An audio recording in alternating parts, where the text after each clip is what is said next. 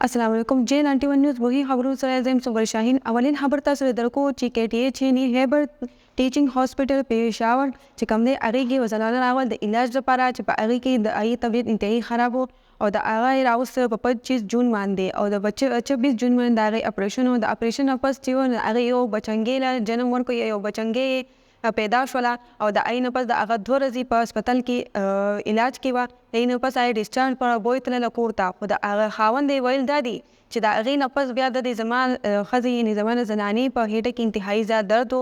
ډېر زیات په هسپتال ته راوستل موږ ورته وکتل چې موږ یې هسپتال کې د علاج وشي چې وکته هغې ټیسټونه څه دی بیا مو بل ځای ته پرایویټ هسپتال ته بوتلله هلته مې چې موږ وکتل نه کې د دې په هیټه کې د ډاکټرانو ته تولیه پاتې شوې وه خو دا خبر چې کله د وزیر صحت یعنې سید قاسم علي شاه ته پته ولګېده نوټس جاري کړ او ویې چې د دې ډاکټرانو خلاف سخت کاروایي وکړي.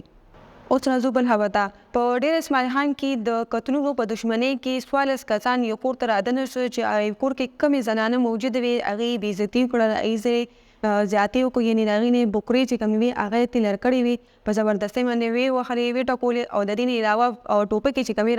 راوړې وي ځان سره او ټوپکې پې ایښې وي او د دې نه علاوه په رشکه کې ځان سره د پټرول چې کوم دی هغه ټینکۍ راوړې وه د هغې سپری په کور کې وکړله او هغې کورونه چې کوم 4 کورونه هغې ته یې ورته کړو هغې ورته منتونه زارۍ وکړې چې کومرې راله مه سوځوئ نه او نه ورته کوئ نه هغې وله کورونو ته چې کوم 4 کورونه هغې ته یې ونه ورته کړو او هغه یې وسوځولو په هغې کې چې کوم سامان و ټول سوځېدلی. اوس راځو بل خبر ده. په هنګو کې لودي هیرې په علاقه کې جومات جوړېدو او جومات سره په جوړو چې محرم را روان موږ جومات جوړو په جومات کې چې دی نوی مرمت چې کله کېدو دی کله سټرکچر راوچتېدو په هغې کې کوم مزدوران وي یعنې کوم خلکو پکې حصه اخیستی وي کې زنانه پکې وي او نور خلک پکې وو هغې پکې په شریکه کار وکړو چې کله هغې چت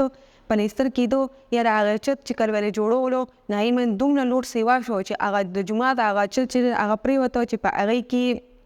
نمه زنانه سره 14 کم کسان دي هغې زخمی شوي دي. اوس راځو بل خبر ته. په مانسره کې پکوال روډ باندې د په کرایې د کور لکه مطلب دی یو کس چې په کرایې په کور کې اوسېدو مالک ورته وي چې دا کور خالي که خالي نه کو په هغې باندې ترمنځ جګړې وشولې او چې یې جګړې وشوې نو یې پکې هوایي پارینګ وکړو مطلب دی چې هوایي ډزې پکې وکړلې په هوایي ډزو کې د کور چې کوم مالک و پکې هغه پکې مړ شو.